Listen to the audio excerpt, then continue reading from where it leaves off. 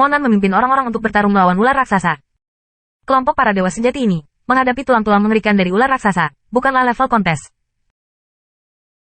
Apakah itu lapisan berlapis pesona, atau susunan magis dari berbagai senjata ajaib, di bawah dampak bom ular yang dibentuk oleh ular raksasa, ia seraput sebutir telur yang mengenai batu, nyaris tanpa perlawanan.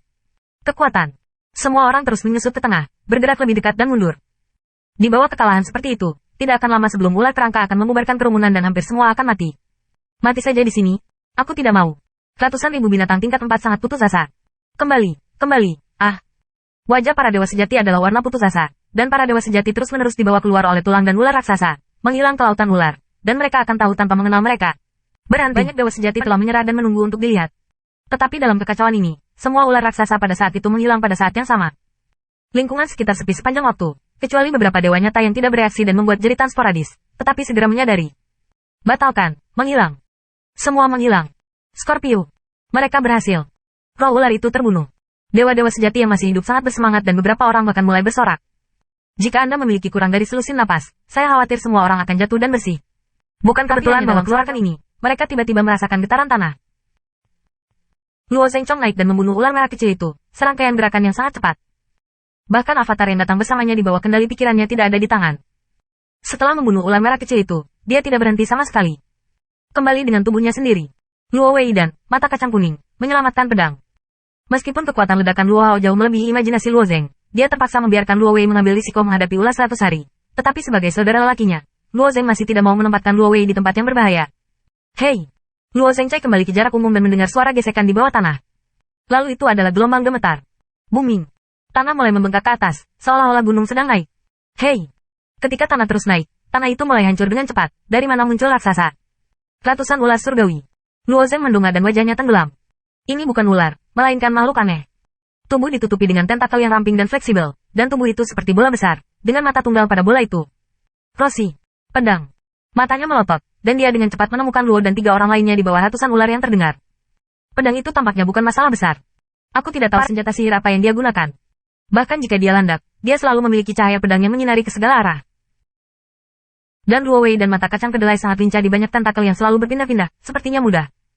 Ular beroda 100 ini tidak sekuat yang seharusnya, setidaknya kecepatan tentakelnya cepat, tetapi tidak sulit untuk mengatasi peluang itu.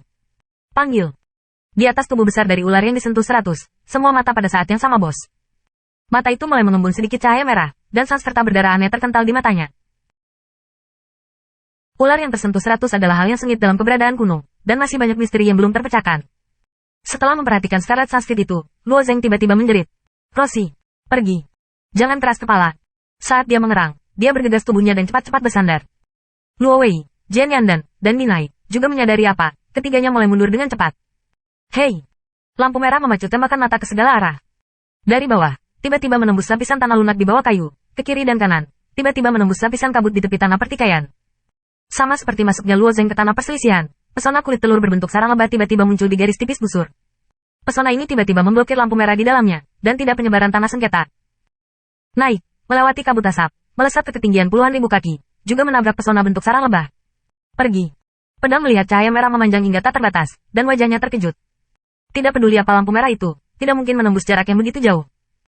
Sebelum pendekar pedang itu menemukan bahwa 100 ular itu tidak sekuat yang seharusnya, setelah bantuan Luo, mereka ingin bergabung dengan ketiga orang itu untuk membunuh ular 100 hari itu. Sekarang tampaknya pikiran mereka masih terlalu naif. Itu. Untungnya, mereka bertiga masih dekat dengan ular yang bersentuhan 100 itu. Dengan tubuh melingkar dari ular bersentuhan yang berputar, lampu merah terus bergerak, tetapi masih ada celah besar di tengah bagi mereka untuk melarikan diri. 3 orang dengan hati-hati menghindar, dan dengan cepat pergi menjauh dari lampu merah, dan langsung menuju Luo Zeng. Tetapi beberapa, inkarnasi ketakutan, yang jauh tidak beruntung. Avatar-avatar yang ditakuti itu memiliki jarak tertentu satu sama lain karena ingatan mereka. Walaupun mereka memiliki dorongan untuk membunuh mangsa, mereka sendiri di dalam hati mereka dapat berpikir lebih banyak tentang bagaimana cara melarikan diri dari tempat hantu ini. Adapun para dewa sejati, Anda bisa memberikan inkarnasi ketakutan lainnya. Beberapa inkarnasi ketakutan, dibawa kecerobohan, tersapu melalui lampu merah yang mengalir hingga puluhan mil dan ratusan mil jauhnya. Daging dan darah tubuh tiba-tiba menghilang ke tumpukan tulang pipi dan berserakan di tanah. Hei! Lampu merah menghantam iblis bernama Sel. Itu terjadi pada tubuh Te.